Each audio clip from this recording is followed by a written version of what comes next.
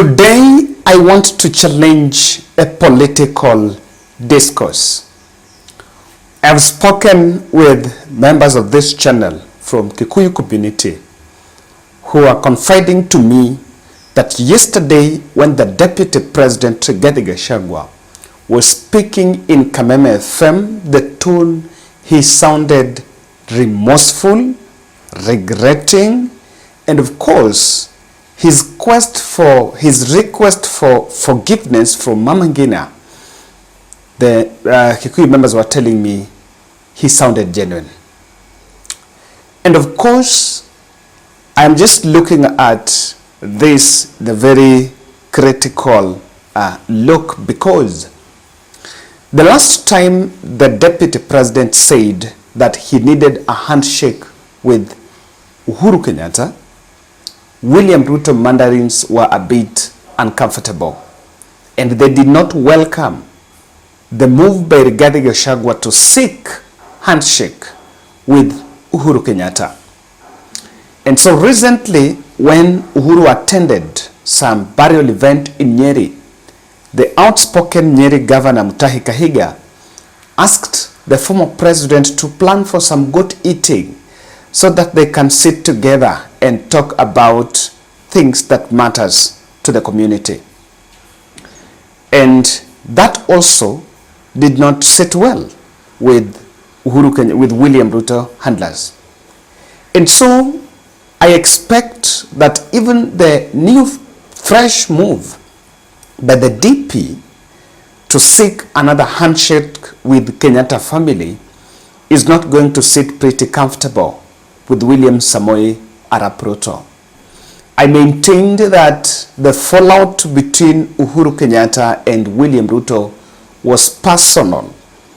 And I think in the spirit of forgiveness, much as that is possible, but the difference between the two leaders is above what Rigathi Gachagua will even think and feel that he can solve. But that is not far from it. The push for this handshake is a political scheme to unite the mountain around himself as the deputy president. But I want you to pause a minute. Yesterday I listened to some complaints that were being raised by members of Kikuyu community that were speaking in Citizen TV, and were laying it out there about the agricultural tax. I want you to listen to this video. Hii serikali yetu na ni sisi tuliichagua, haifikirii mambo ya nje, wanafikiria tu mahali wanakaa. Kwa vile mkulima anaamuka asubuhi, anamwagilia maji hiyo miti amepanda, ni kununua ni nini, kila kitu. Mtu kama mimi niko na miaka 70 hivi. Na siwezi enda kuspray hiyo matunda. Si nitaandika mtu, nitaandika vijana tu.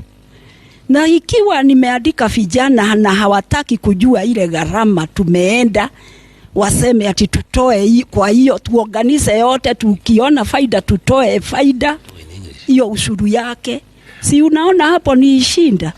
Na sasa wakati tunaanza, mwaka hiyo iliisha.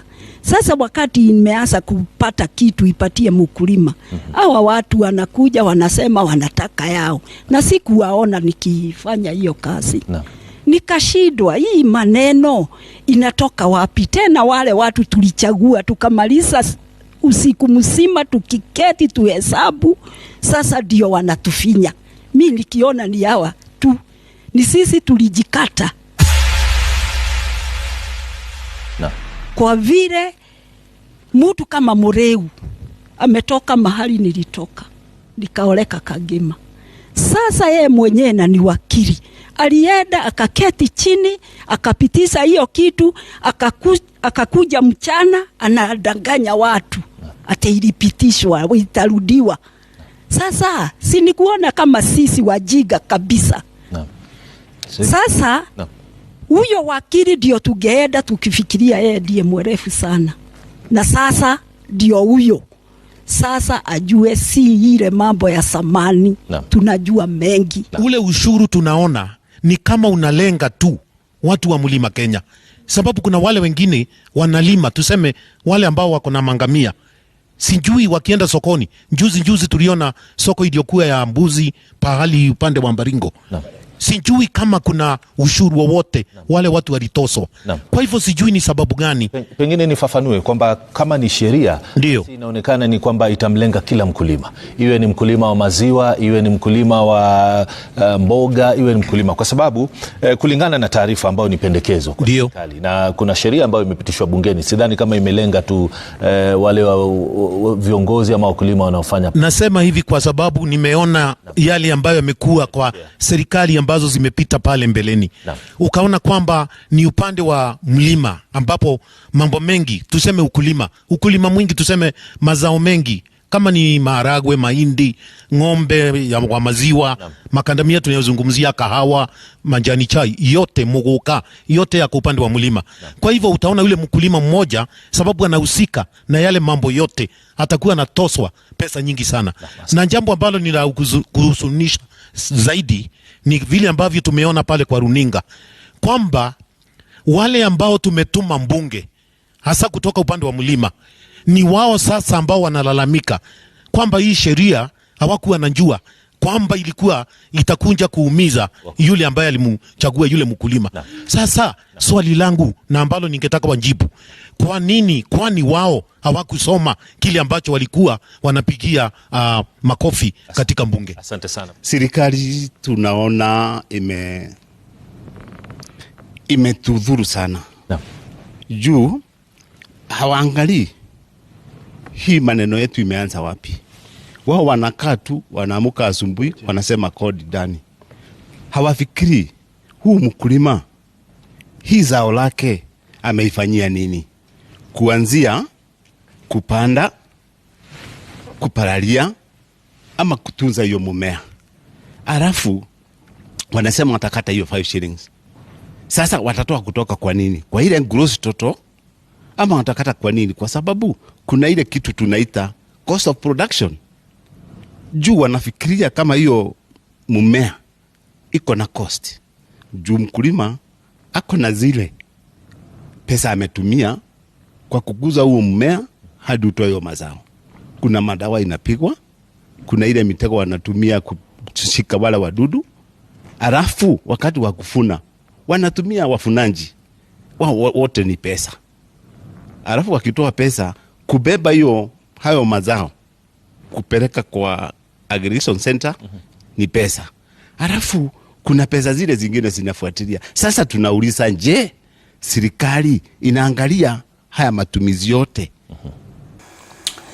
That woman, and she's a farmer, they have all spoken outrightly, and there is a very clear point they are telling the government that all this agricultural tax is targeting Mt Kenya region. And I want to say here, much as the deputy president might see that a handshake with Uhuru Kenyatta or Mama Ngina would be the biggest solution to cool the mountain, I don't think that is the right medicine. The narrative the farmer is getting in Mt Kenya is very dangerous. And this is the narrative that most of taxes, agricultural taxes that are being passed by Kenya Kwanza administration are targeting Mt Kenya. Of course, I understand that there have been incentives of giving subsidized fertilizer, of constructing fresh produce markets and constructing roads. Some of these projects packaged as incentives are helping the agricultural community. But again, much is not true that it's only in Mt Kenya that farming is going on. Farming is even going on in other parts of the country. However, the Gemba region is largely agricultural region. So Rigathi Gachagua has found himself between a rock and a hard place, because much as he sees the handshake with Kenyatta family as the ultimate scheme that is going to cool the mountain and probably allow them to coalesce around him, what the farmers, what the residents of the region are talking about is typically different. And I want to tell the handlers clearly, I don't think there is any urgency. Mt Kenya region is not asking Rigathi Gachagua that now this is the time to respect Uhuru Kenyatta. That handshake is not very important, because according to them, that is what Uhuru Kenyatta had been the problem. And so I want to speak to a very critical point that the people from Mount Kenya, especially the leaders, must take. The narrative, the jury it out.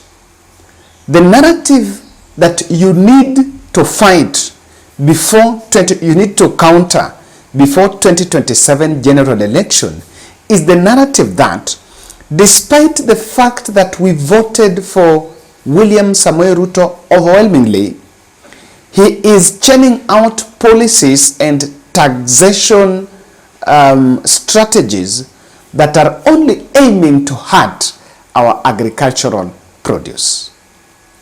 That is where the problem is. And you know, Kenya Kwanza has been so strategic. When the MPs, Edward Miriu, and he's been mentioned there, lobbied about these farmers from Mount Kenya to chase away KRA officials and complain about the avocado tax, you will have to see that it's only the Deputy President Rigathi Gachagua who made a comment about it while speaking in Meru, in Embu, and said they are going to revisit. Uhuru Kenya, William Ruto, knows very well that there is a rebellion about these taxes in the mountain, and they are asking for repeal of the finance bill, but he has kept quiet about it. He's gone to the mountain 3 times since that aggression started, but it never failed. He's failed to give any comment about that. And so that should be a very good pointer on whether what the Rigiji is doing of bringing together the avocado farmers and avocado stakeholders, and he has even formed a task force. That task force is only occupied by people from the mountain and only the people in the agricultural sector. You may need to ask this. The DP has formed many task forces. Even that one on coffee has held a conference on coffee. There was a conference that was held on tea. There was a conference that was held on illicit brew, now that is currently going on. I understand there will be another one that will be held on avocado. But above these conferences, we are not seeing action points being put on table and government taking up those actions. What am I saying? That the person who wants the mountain to listen to him must be brave and take a very courageous position of facing William Ruto and asking William Ruto that we need to repeal some of the taxes that is hurting the farmer. It is as simple as that. These strategies of you're being told to form a committee and task force so that you can discuss about it is just a delaying tactic. What needs to be done about avocado is not a task force to be formed. The government already has just files lying in Agriculture Ministry on what needs to be done. And the MPs themselves, the complaint is about the farm produce tax. That is what you need to go and repeal and make sure you pull it out. It's as simple as just making sure that you repeal the finance bill and leave it. So I believe that the trajectory Rigathi Gachagua is taking is very positive. And I even saw Martha Karua saying it is very positive that you apologize. Of course, you used the traditional media. I wish you also go to the rallies, just the same way you are hurling insults, and apologize to, someone said, instead of apologizing to Kenyatta family, you need to apologize to Mount Kenya for misleading them into a big hole.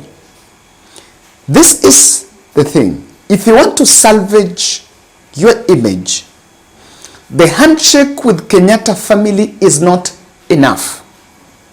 You need to acknowledge that our people are suffering. The agricultural community is suffering because of these taxes. And most of them are feeling we were misguided that William Samoei Ruto is going to take care of our issues. But that is not on table. And that is why my position is clear.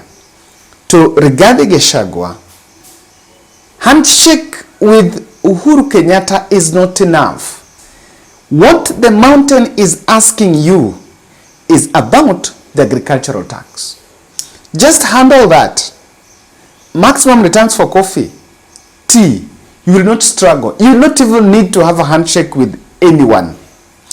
Otherwise, people are seeing, and Uhuru Kenyatta, and I can tell you that the biggest point, the breakup point of William Ruto and Uhuru Kenyatta, only the two of them know. And one day, if someone write a book between them, maybe someone will reveal what exactly happened. And the reason why Ruto is uncomfortable of Uhuru Kenyatta is not because he doesn't want Mount Kenya region. It's because there was a big fallout between him and Uhuru Kenyatta. Very clear. The handshake is not what will cool the mountain.